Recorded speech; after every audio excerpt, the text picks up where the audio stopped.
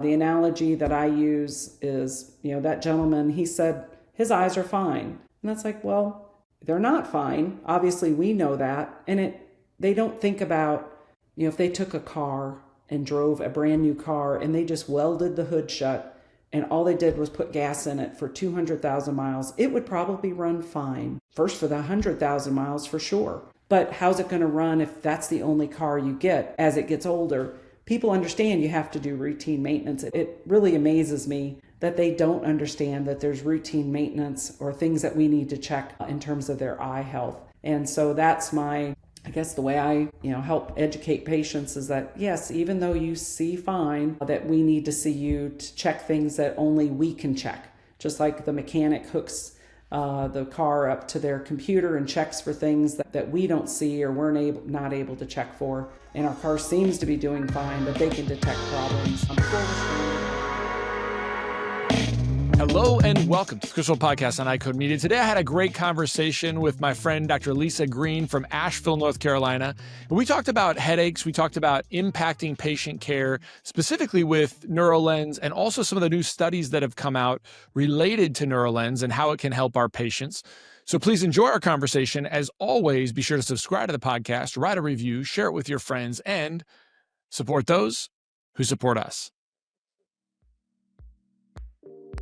The most common questions I get include, what ophthalmological codes or evaluation and management codes should I use? What ICD-10 codes do I need to bill with this CPT code? What CPT codes can be billed together and what can't? And my favorite, how do I manage a patient who has diabetes who comes in for a quote-unquote routine eye exam?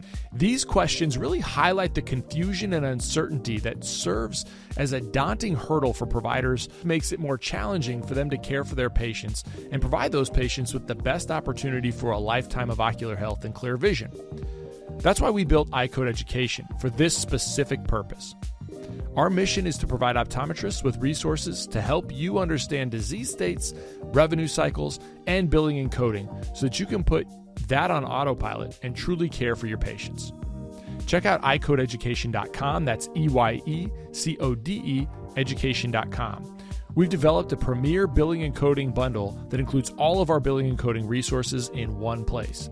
We also have a 10% discount code just for listeners of this podcast. Enter the coupon code EYECODEMEDIA22 at checkout. We'd love to work with you. Check out iCodeEducation.com. Nutrition is one of the toughest conversations in eye care because it's invisible. The Life Meter gives doctors a non-invasive way to measure carotenoid status and actually show patients a number. And many doctors use it chairside to personalize recommendations for macular health and overall wellness. And when patients see their score, the conversation becomes easier and compliance goes way up. Check it out for yourself, the Life Meter. It doesn't go so well. I have a question for you. Is there a Yeah, way sure. I feel like I'm really I've never had to adjust my camera settings. I feel like I'm bleached out compared to you. I don't know if it looks that way to you or if it just looks that way to me. Actually, no, when I was looking at you as it came in clearly, I think it looks fine. I mean, Okay. you could try to, I don't know if you have a light in front of you. You could try to move that light away if it's not as good. I mean, my camera is pretty vibrant. Yes. It's like I use a high definition camera, so that could be it too, as opposed to like some people will just use like a webcam on their computer. Yeah, that's what I'm doing. But I think you look good. Okay. Yeah, as long as I don't Yeah. look bleached out compared to the way you were, it looked quite different. So No, well, when you say bleached out, do you mean darker or brighter? no, just faded or Oh, like soft faded. Yeah. focus. Yeah. Oh, yeah. I mean, I think that's probably just a difference in the cameras. You could try to what kind of camera are you using? Oh no, I just have my laptop camera. Oh, yeah. I suspect that's why. Do you have one thing that could help also is, do you have like your iPhone or like whatever, there's like you could turn your light on. Sometimes even more light will help with that too. Let me see.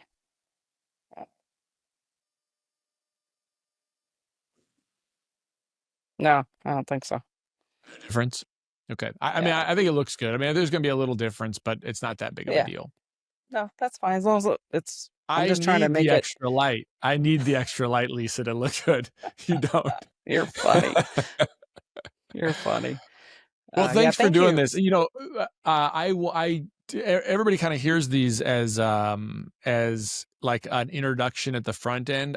Because I don't know exactly where our conversation goes, I usually try to reserve that introduction until we're all done.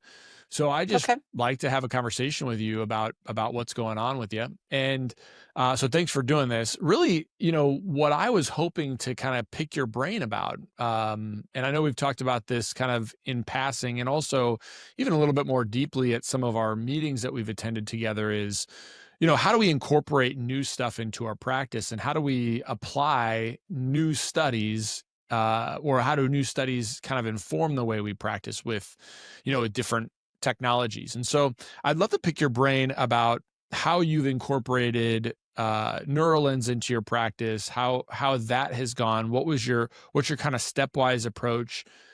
That's where I'd like to start the conversation. Well, I truly believe that every patient deserves to hear about this new technology. I'm amazed as I have conversations with patients. We test every patient and we ask them to fill out the survey. And often, like myself, they underrate their scores. They may be getting headaches every day or neck pain most days, but they attribute it to poor posture or their work environment or just the stress of life, which honestly, Chris, was what I did as well prior to wearing Neuralens myself. Well, for sure, like that's the thing that I think about a lot. It's like when you start to talk to patients about some of these things, like headaches in particular, and the same thing happens with dry eye. It's interesting. Like I don't know if it's because patients don't think we can help or don't think we'll care, collectively. When I say this collectively, because they'll say things like, I say like, well, I'll find maybe a symptom of headache, and then they'll say something like, well, I'm on a computer all day long, or I see a chiropractor for that, or I'm getting Botox injections for whatever. Like it's almost like either they don't want, they seemingly don't want, or don't think we can help. I think it's probably the latter, and that's why they're sort of like, well, they're kind of dismissing it, like they're removing it from our plate. Do you get that same sense? Absolutely. And I'm Why do guilty you as think that charged. happens? Yeah, why do you Um, think that I, happens? I believe that patients just have been told so many times, this is all we can do, or, they resign themselves that they just have to go to the chiropractor, weekly or monthly to handle their symptoms that they just don't believe that something that we could put in their eyeglasses could make a change for them.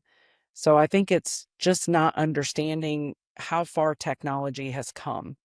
And as I said, that was exactly my response to when I was first introduced to Neuralens. That was my response as well. It's like, well, I have neck pain because I have terrible posture. I've always had migraines.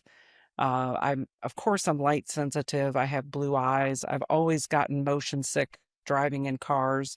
That's just the way I am. And when I was in optometry school, we didn't have this solution.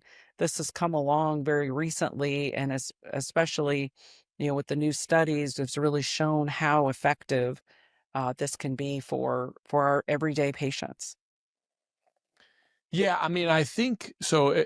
As you know me, and I do try to take a skeptical view of any new study and any new technology. And one of the first things, we've had Neuralens in our practice for probably coming up on 4 years now, but I didn't do it sooner because I would say things like, well, I wonder if it's much different than just pure accommodative relief. Like, let's say I give a patient a anti-fatigue lens that has a low boost at near. Uh, do we have a head-to-head trial that shows me if I give them contoured prism, it's going to be significantly different in terms of comfort? And understand, like, obviously, I understand the difference between helping with convergence and helping with accommodation. Um, but the whole question is, well, because they're so closely driven, is it going to be about the same? And there wasn't a study that showed that, right? And then there was, then it kind of look at, all right, well, is there a study that shows me if I just give a patient low plus and then some base in, or even just forget about low plus, just base in by itself, is there going to be anything that shows me? And at the time, there really wasn't. But what was compelling to me was actually, it wasn't so much the lens, honestly, that made me bring it in. It was, I mean, it was kind of how I geek out about stuff. It's like, well, I can get really great measurements, reliable measurements for phorias, both vertical and horizontal phorias, ACA ratios, in ways that I couldn't get before. And so that's kind of the origin story of why I brought the device in to begin with. What was your origin story? Well, we had just recently opened a brand new private practice. We had merged two sublease practices and moved into private practice. We had just bought all the equipment for all the new lanes and everything. So as we were in our infancy in our new location, just 2 years in, I quite honestly was not looking to add another payment, another technology. We were already very technology heavy in special testing for glaucoma and diabetes and macular degeneration. We had all those things in our clinic and honestly was very resistant on bringing in another technology, adding another piece to pre-testing.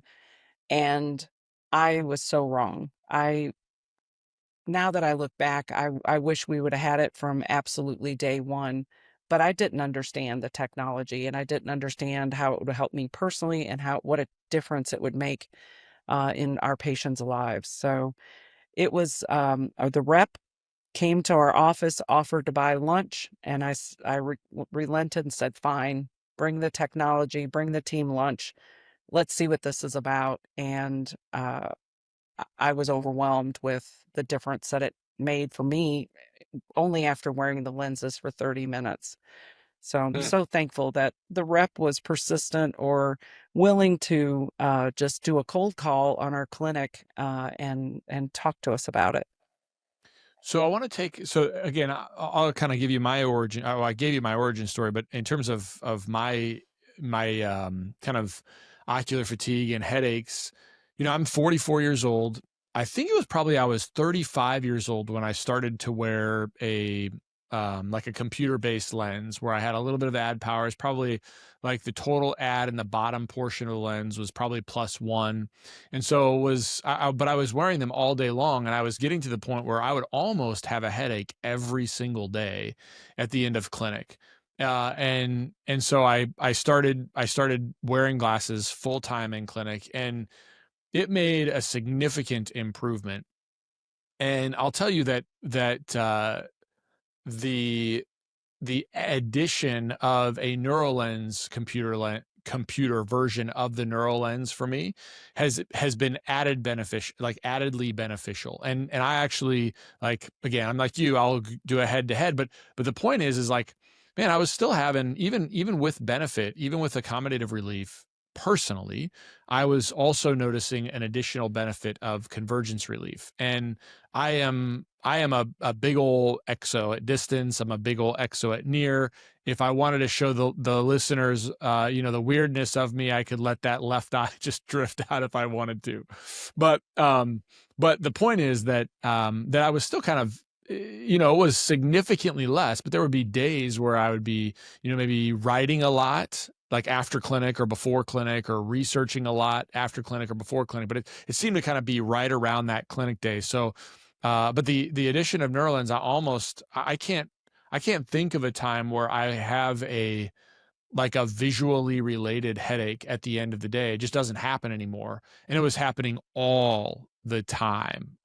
So, and just like everybody else, I kind of just chalked it up to like, these are long, stressful days, and it just doesn't happen anymore. And so it's kind of shocking, actually, that even as eye doctors, we minimize a lot of the benefits of the things that we can help, and only we can help with. Absolutely. Chris, I didn't realize how wonderful afternoons could be. About 3 or 4 months after I started wearing my lenses, I looked at one of my texts and I said, "Oh my goodness, I never realized how by 3 or 4 o'clock I was just putting on a happy face, trying to be pleasant and cheerful for my patients." And I would just go home exhausted and not wanting to interact with in my neighborhood or my family. I was just spent. And now it's like, oh my goodness, I actually have energy. At the end of the day, it's like, oh my God, it's 5 o'clock. Well, have a great evening. I'll see you tomorrow. And I'm off, to enjoying my evening instead of just trying to recover and prepare for, a long day of clinic the next day. That was a big Yeah. surprise for me. Yeah. Yeah. So I'll come back to some of the things because I want to really dive into your protocol. And, I know you said you do it at the pre-test, but I want to really dig deeper about kind of follow up, what's your plans, all those sorts of things. But before I get to that, I'll say that, for the listeners, there was a study that came out based on headaches specifically, and specifically the HIT 6 that I had a conversation with Davis Corley about almost exactly 2 years ago now. And um, and that was one of those pivotal studies for me where I was like, listen, this is an objective, validated questionnaire for headaches. The HIT 6 is. It is a common standard by which pharmaceuticals are evaluated against, other therapies are evaluated against, both injectable therapies, oral therapies, and the movement of patients in terms of improvement of that HIT 6 was every bit as good as most of our pharmaceutical migraine or headache medications that we have, and better in many cases. And so that was, to me, I was like, okay, well, I'm not really dabbling as much anymore. I really want to focus on headaches. But I still had this lingering kind of wonder in the back of my mind about, okay, well, is this still just based in Prism? And of course, as you know, Lisa, that we will have patients with significantly different amounts of basin requirements at distance than they have at near. Commonly, these are convergence excess patients, or excuse me, convergence insufficiency patients. But even patients that can converge well 3 times, we do maybe do an NPC test on them, and we can see that they're coming in. A lot of those patients will perform worse. As you know, convergence deficiency, those patients classically will perform worse with low amounts of plus. And how many of those patients are we putting in anti-fatigue lenses, not knowing how much their convergence fragility is if we're not using an NPC? But before we get into that, before we get into kind of your processes, the study that just was released and published by NeuroLens, or Newton now, was basically a retrospective evaluation in real world patients comparing conventional Prism to contoured Prism to controlled patients. And so, it's a retrospective study. I'll give you the floor to kind of talk about it. It's very easy to be very skeptical. Like I'm a skeptic, right? I am generally a skeptic with technology. And there are things that I can absolutely pick apart within this study, primarily the retrospective nature of it.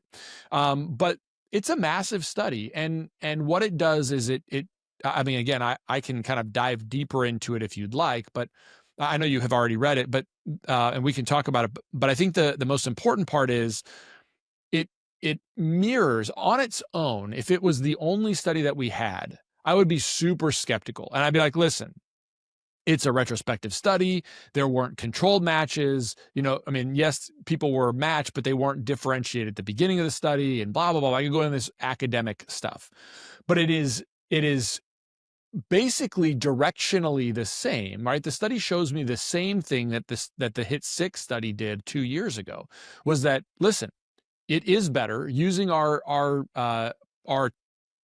symptom score. Contoured Prism performs better than controls, performs better than basin Prism by itself.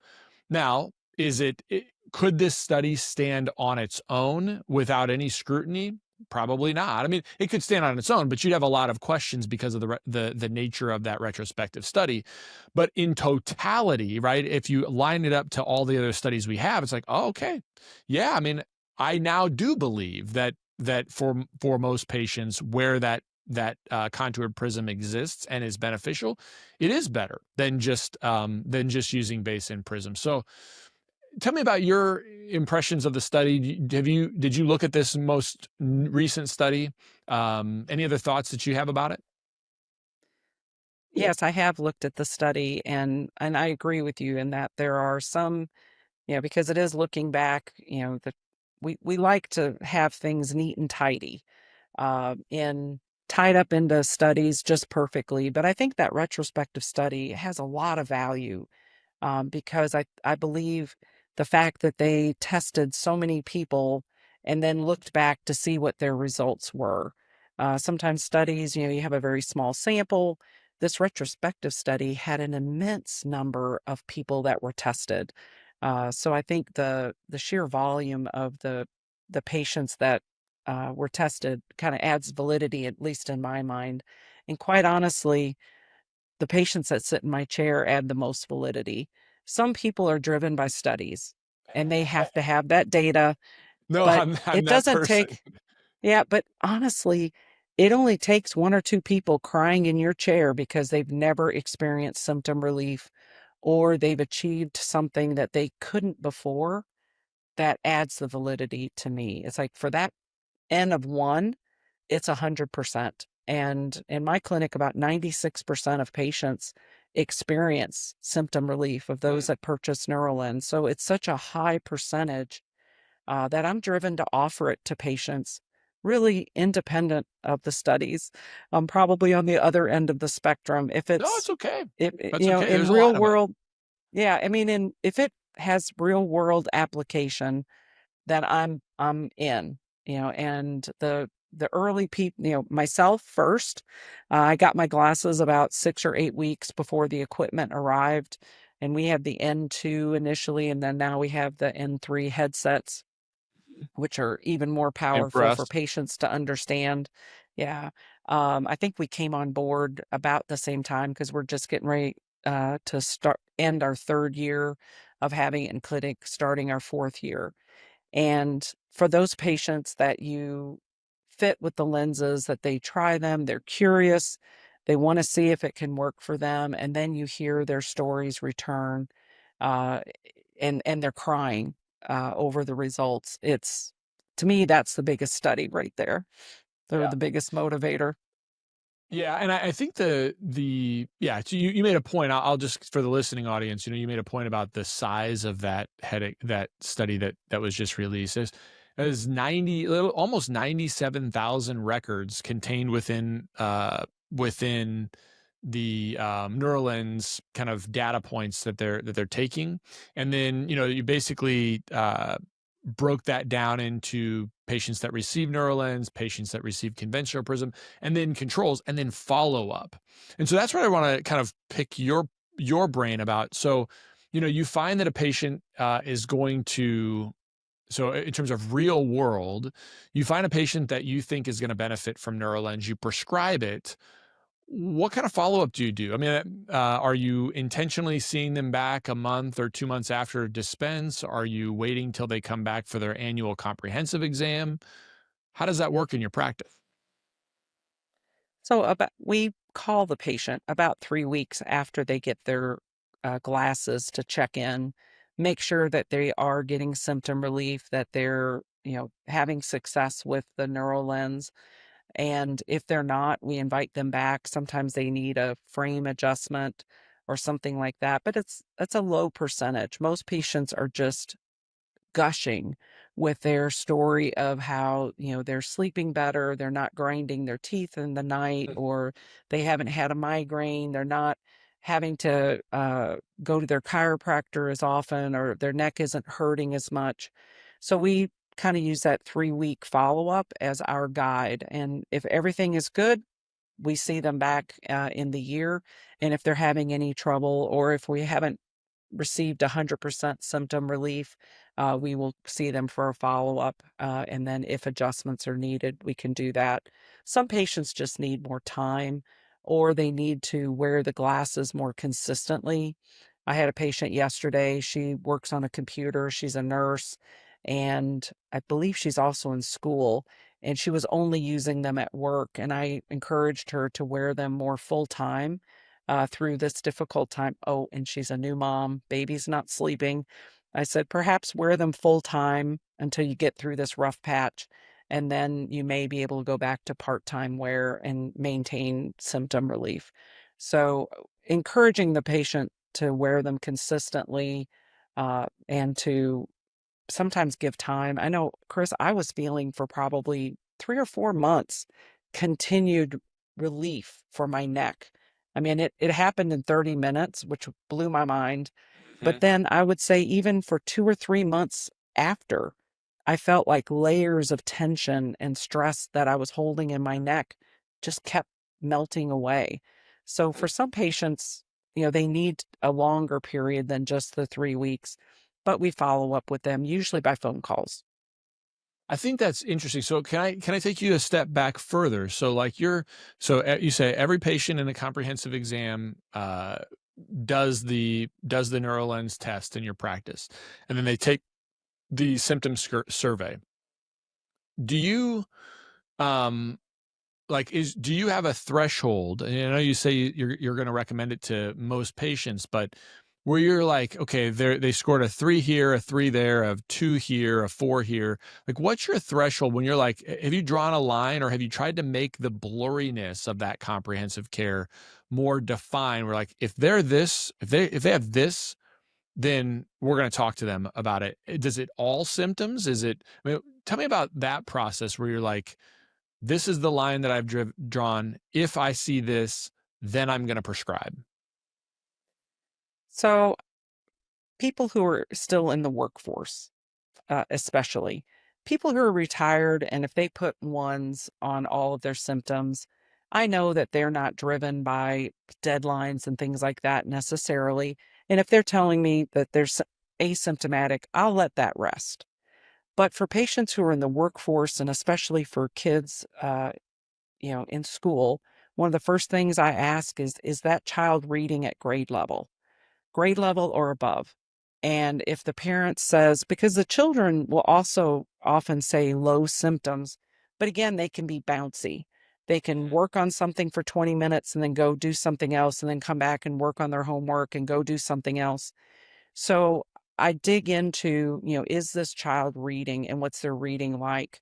And I'll often ask the parent if they have some reading material and the child has a neural lens value. I will demonstrate that lens with the patient and parent in the room and ask them to read. And it's often very distinct, the difference in how the child is reading with So that you're probing. prism. You're probing Yes. in office. Oh, Yeah, I do. absolutely. Yeah, I do too. I actually like that.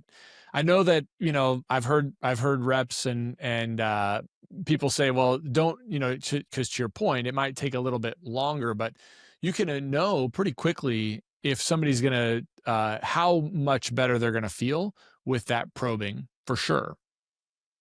Well, and I'll look at their value, but then I'll open up the screen where I can see their actual eye movements and I'll pull that up. I had a lady who her score was very high.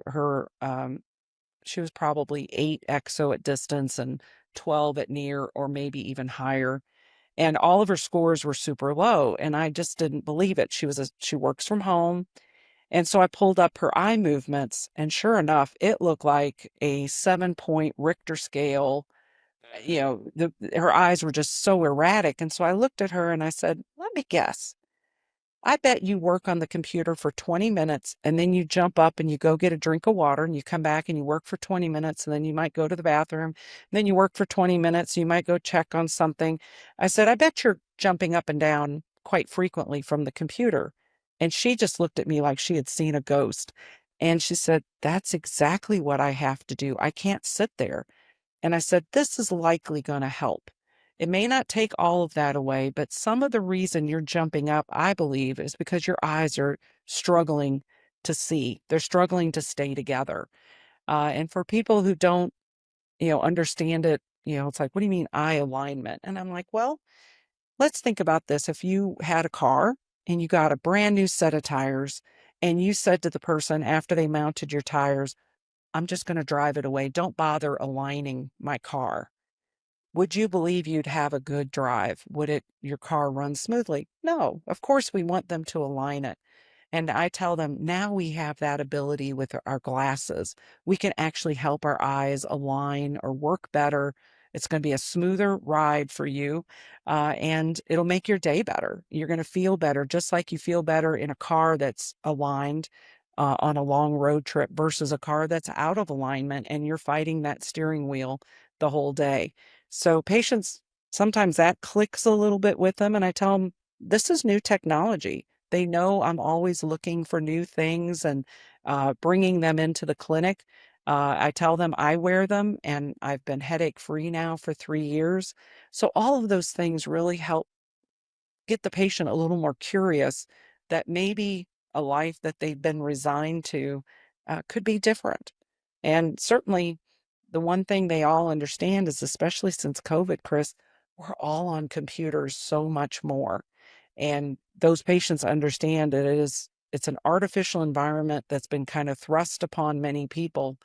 And, we've got to figure out ways to make our bodies more comfortable while utilizing that technology. Patients with presbyopia want freedom from readers, and the MyDay multifocal offers that with excellent comfort throughout the day. We use it in our practice because patients consistently report their vision feels natural at near, intermediate, and distance. And with a breathable daily disposable material, it supports ocular health as well. It's become a strong go-to option for our presbyopic patients, so I hope it's something that you can check out in your practice as well. MyDay multifocal. If you're ready to stop feeling overwhelmed and start running a safer, more profitable practice, here's the next step. First, book a strategy call with us, Practice Performance Partners. We'll uncover the biggest risks and opportunities in your practice. Then, choose the package that fits your goals. From there, we'll get you launched with confidence, with clear systems, with expert support, and with peace of mind, knowing your practice is protected and set up to grow. Don't wait until something goes wrong. Book your strategy call with us, Practice Performance Partners, today. I mean, I think the interesting part for me is in that story with the patient is your communication of the problem. I love listening to how other doctors, and I think our audience does too, like how they describe different things, because it just gives them different ideas. I don't describe it like that, but I'm always looking, and I don't think my way is perfect for sure. I'm always looking for new ideas about how to describe those things better. So thank you for kind of walking us through that. And you're not wrong about the computers and the workspace. I think the hard part is maybe that people assume that because they have to do all those things, that they have to feel the way they feel, and they are resolved to it. And so then making an investment in something that they haven't heard about before, or a treatment option from a provider who may not be who they are typically thinking about as solving a problem like headaches. How much do you actually anticipate that? How much do you actually, because it would seem to us like it's intuitive, right? Like you're looking at a screen all day long. Why would you just assume that, has nothing to do with the way your eyes are working, and yet patients still do? Sorry to go off on a tangent here, but, I didn't do a podcast about this yet, but I had a business owner call me, who is in one of my business groups. He's a local business owner, and I've never seen him as a patient, but he's trying to get his private pilot's license. And he recently failed. So the FAA has, in 2025, they made it so that you have to pass one of 3 color vision tests. They're all on the computer. If you can't pass it, you can't go to the eye doctor and get a HRR test or a Farnsworth D15 or Ishihara. Mhm. Like that's gone now. And so the common test, there's a common test. It's pretty inexpensive. It's an app on a tablet that people will get. People will fail it, and not a lot of them fail it. But he called me because he had failed it. And I'm telling this whole story because he called me, and of course I'm saying, well, who's your eye doctor? Like, I'm happy to take care of you, but these are things that your eye doctor should be able to discuss with you.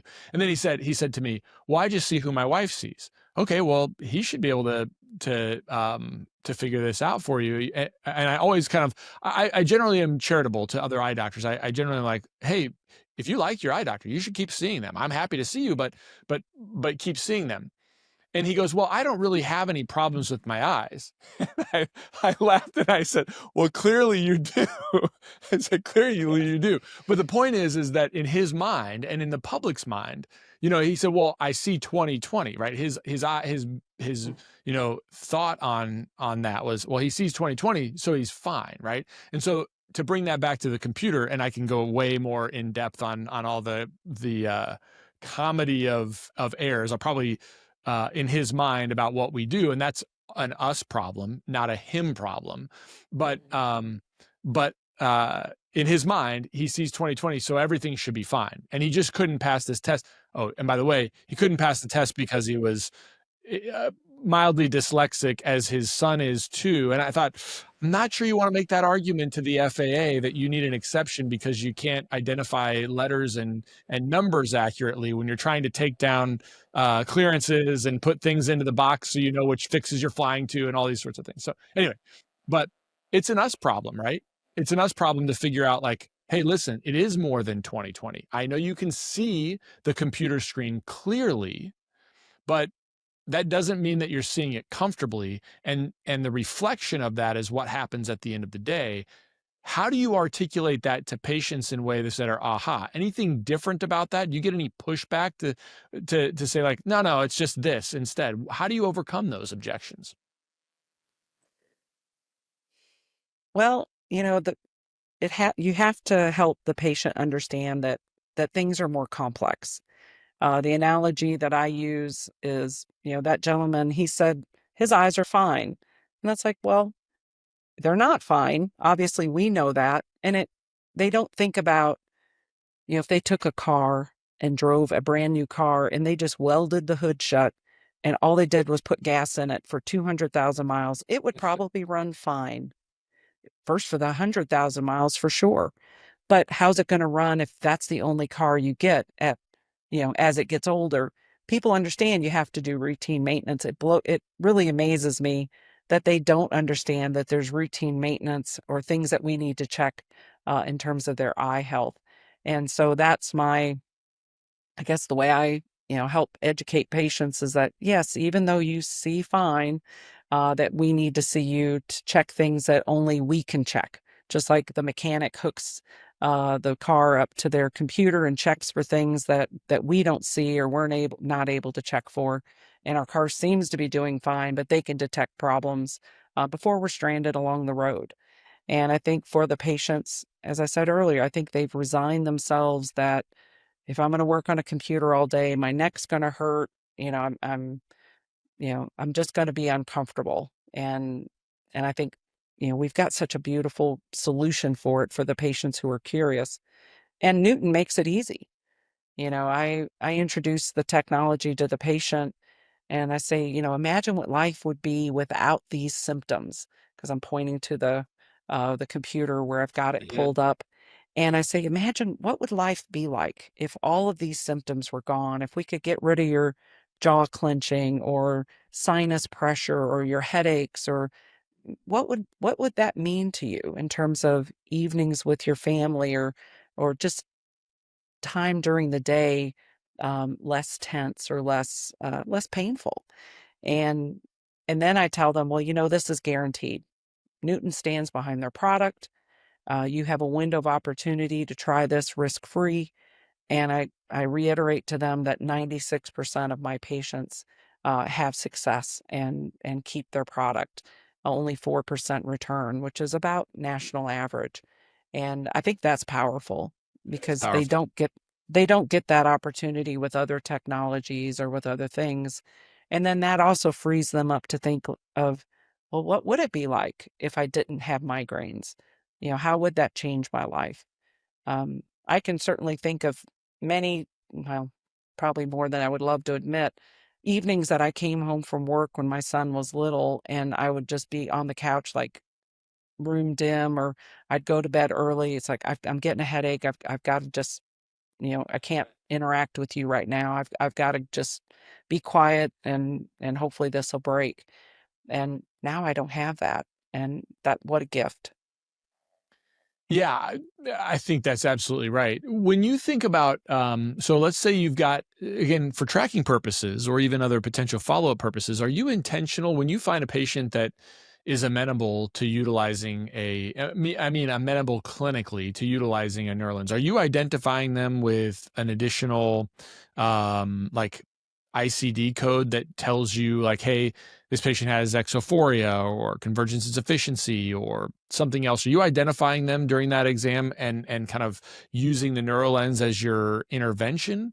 Are you adding that to kind of your refractive code? What's your process for that? Honestly, no, I'm not. I mean, occasionally I'll code the patient, as a convergence insufficiency, because that's the vast majority. But I'm Mhm. not really adding it to their. Uh, we have their Neuralens uh, chart, if you will, in the Mhm. Yeah. Neuralens portal, and so we can look back at that. And so I don't really make changes in their, identify it as a diagnosis in the code. Yeah. And then when that patient, if that patient I'm assuming it's your optician or technician that's calling the patient at that 3-week follow-up? Yes, we have a Yeah. staff member assigned, and they have the list of symptoms and things like that. So we keep a stack of papers that follow that Yeah, that's great. patient's chart. Goes in the we do the edging in office, so it goes in their little lab tray, and then when the job is finished, then those papers get set to the side, and someone calls them about 3 weeks later. Okay. And then, if they have to come back in, is it a glasses check? Is it a medical visit? Like, how do you treat that internally? First, the patient's brought back just for a glasses check. Occasionally, the it just is a simple adjustment. The frame is not quite sitting perfectly, and they do some adjustments to the frame, and that makes the difference for the patient. And if that doesn't seem to take care of the symptoms, then either the same day or the patient's brought back. If the patient doesn't have time to wait or the doctor's schedule is too tight to fit them in. Most of the time, we can see them the same day if it's identified as something more, that needs to be done. But honestly, Chris, it's not very frequently. Yeah. Yeah, I mean, I totally get that. You know me, I'm always trying to think about how does a new piece of technology fit into the greater kind of paradigm of a disease state. So like if for me, I would look at this and we have looked at this as like, all right, well, this is a easy way for us to start managing more effectively our patients who have convergence deficiency. I know there's a lot of others. I'm not trying to pigeonhole it into convergence deficiency, but really it allows me to think about maybe like a binocular vision pillar. So I've been a big advocate of saying, okay, well, this allows me to manage more binocular vision in my practice more intentionally. And then actually, I don't disagree with you in a heavy practice, kind of that touch point of following up with the patient, maybe your initial triage, but the way that the coding kind of flows through is if I'm now adding a legitimate ICD code, like why I'm using the Neuralens specifically as opposed to any other lens, whether it's exophoria or convergence insufficiency. And now if I do have to have that patient back, that's the reason for the visit. And it can be more intentional. I'm not saying it's right or wrong. It's just the way I've looked at it is to say, yeah, well, I'm going to follow up with this patient to make sure that they're doing well. Some of that can be done triage through my team, but if I need to see them back, now I'm not just like checking their glasses, which isn't necessarily a bad thing or a good thing. It's just it allows me more time to dive deeper into some of the other things that we might have. So again, that's been my approach, and maybe that makes it too hard for the patient. I don't know. I love hearing your approach too. So thanks for sharing that.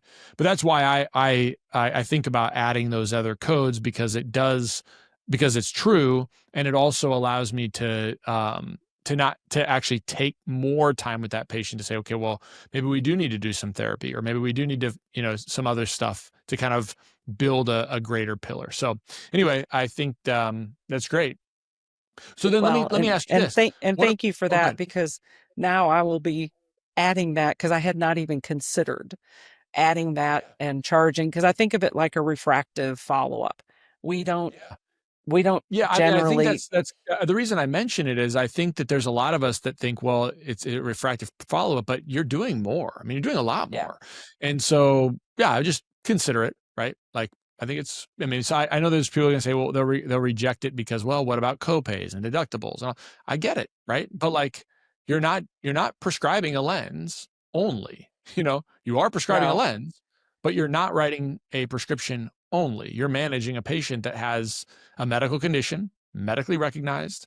And if you document as such, then that is just a level of service that we're providing that we just have to remember that we're providing in some cases. Well, and I greatly appreciate that feedback, because I had not considered that. And I know Interesting. that as optometrists, we don't charge for our services the way we should.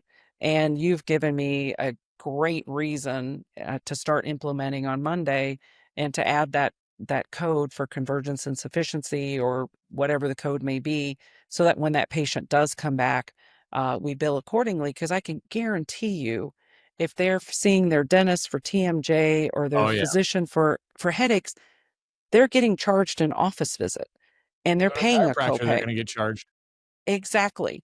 And why I had never considered that, that's why I love listening to your podcasts and learning from you, Chris, because you're always out there a little ahead of me on the billing and coding. So I appreciate Uh, that. I think you're way out there ahead of me on a lot of things. So thanks for the little amount that you give me some recognition for. Yeah. So then, what has been your experience? So 3 years in, what has been your experience? I think um, the the idea of 3 years in, patient comes back. Um, are they like, hey, these were so great, but they were also they were expensive, so I'm not sure has my prescription changed a lot? Can I get away with these more? Do you feel like there's more of that kind of, hey, can I get another year out of these, um, compared to other patients? What's been your experience there? I think there's some people that kind of have that curiosity or even concern. I definitely believe patients see it as a more of an investment, and there are some that are going to be more hesitant, you know, uh, to purchase that pair every year, that they may have done with traditional single vision lenses or a traditional progressive. I recently, I think it was just this week, had a patient. She and her husband came in. She had worn NeuroLens, purchased in 2 years ago, purchased glasses last year, and elected to not get her NeuroLens. She sat in my chair and she said, "These are my old glasses. My new ones, I can't wear them." And I was like, "Well, why is that?" And she said, "I didn't think the NeuroLens was helping me, and I tried to wear them, and I don't feel as good. So I went back to my older prescription." So she was ready to buy her new progressives. Then I see her husband, who 2 years ago returned his NeuroLenses almost immediately. Mm. And he was in the chair and he said, "I'm ready to buy the NeuroLens for me." He said, "I've been suffering with these symptoms, and I didn't give them enough time, and I thought they were just too expensive. So I returned them, but now I'm ready." And so they both bought that day. But I am seeing a little bit more hesitancy if there's not been a big prescription change. And quite honestly, Chris, I will also say that to a patient who is coming back, is complaining about blur at the computer or distance. And I'm talking about patients who are in their 30s. This is Mhm. not a presbyopia issue. And I'll say, "Look, your prescription's been stable. Let's add this to your prescription, and maybe you'll get 2 years before you have to buy it," because I know it's an investment. People are pinching pennies right now. I think the economy has people a little nervous. Interest rates are higher. Just things are unsettled, unsettled in the world, and especially unsettled here in Asheville. So I try to cover Mhm. that with some grace and encourage them and say, "Look, go ahead and make this investment. You don't necessarily have to purchase every year, but let's see if this can change your life. Again, what would this be like if you could live without another headache? And a lot of patients, we have to remember those headache medications don't come without another cost. They often make you feel yucky. I mean, just Yeah. ugh, you don't feel good when you're taking them, even though you may not have the headache, but you don't feel like you're you. Since I haven't had to take my medicine and I've been wearing the glasses, I feel more like me, more relaxed, less tense or on edge than probably I've ever felt in my life. So if I can offer that to a patient, maybe those, I don't want to say subconscious, but with those not front of mind options or um, answers that patients might get as a result of wearing NeuroLens, I certainly encourage that. And truly, this conversation that I have with my patient, because I tailor it.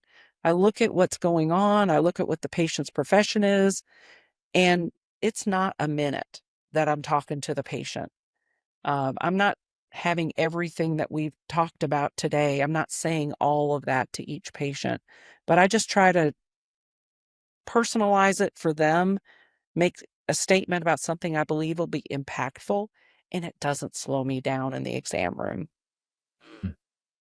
Yeah, I mean that's the other concern is, slowing down in the pretest or slowing down in the exam room. And you have kind of demonstrated a number of things that make, in my mind, if I were going to wrap up our conversation as I'm diving into what I see in you, it's not dissimilar from people who are passionate about glaucoma or people who are passionate about aesthetics or people passionate about dry eye. The reality is, and I say this more and more frequently, but there's almost, when I see people that incorporate new technology and new disease management states like into their practice from a comprehensive exam, there's this existential belief that if they don't do anything for the patient, like, because the comprehensive exam is so broad, and you've heard me say this before, it's so broad, it's so large, because we have to be responsible for binocular vision issues and corneal issues and lid issues and lenticular issues and glaucoma risk and macular issues and peripheral retinal disease. So broad that if we can't actually draw a really fine line where when somebody crosses that line, it is existential to us as clinicians that if we do nothing, that patient's life will be less good and it will be our fault, whether that is tomorrow or in a week or a year or 5 years or 10 years.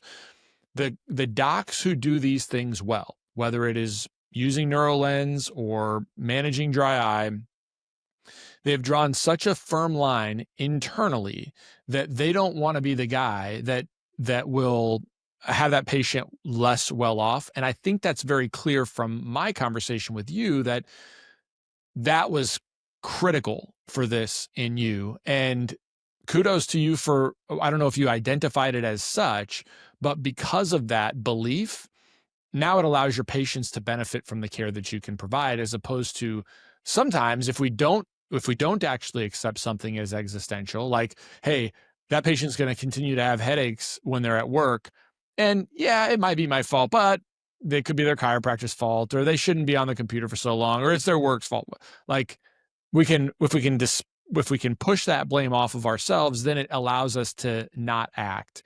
And in the totality of care that we have to provide during a comprehensive exam, sometimes inaction until something gets so bad that the patient is begging us for it at best, or worse, they find somebody else to take care of them, then we will often not act. So I don't know, for whatever that's worth, kudos to you for drawing that line and for taking that position. Well, thank you. I really do. I think that is exactly the way I feel about patient care. That's why I encourage patients. I put them in new technology in everything that we do, and offering the latest and best technology. I think is what optometrists were designed to do. I think we generally are innovators and, look for those new solutions. We're always looking for a better progressive lens. We're looking for better contact lens solutions, better medical care for our patients with glaucoma or macular degeneration. And I think we've often put binocular vision issues or symptoms that arise from binocular vision as well. That's for the binocular vision specialists. And there's something that every optometrist can do. It's very simple to administer the test. Quite honestly, it's often their first time they've used a virtual reality headset, and their minds are blown. I mean, I'm sure you've heard your patients say, "Oh my God, that was so cool." Such a cool test. Yes. And just being able to offer that and then offer them some solutions and surprise the patient, solve a problem that they thought was you know, a sentence for the rest of their life, that they were going to have a neck pain or headaches or, clenching their jaw. Um, I recently had a patient who had had a trigeminal nerve surgery, and the surgeon told her, "This will give you relief for a while, and we will have to do this surgery again." And she literally lived in fear of having to have another surgery because it was so difficult and painful to her. She got the neural lens and came back and told me and started crying. And she said, "I'm waking up for the first time in my life without pain." And her whole head and neck and or excuse me, jaw and head would hurt in the morning, probably because she was clenching her jaw through the night. And she said now that she's wearing neural lenses, she doesn't have that pain and she's not living in fear of having to have that next surgery. Mm. That's super Yeah, that's motivating powerful. for me. Yeah. Yeah, super powerful. Well, listen, Dr. Lisa Greene, I'm going to be respectful of your time. Thanks so much for coming on and chatting with me about this. If somebody wanted to reach out and contact you, where can they find you? You can look me up on, my email address is lisaMgreenod@ashevillevisionandwellness.com. You can look me up on LinkedIn and contact me there as well. Awesome. Dr. Greene, thanks so much. I'll see you in Nashville. Yes. Correct? All right. Yes. Awesome. I will see you there. I'll see you there.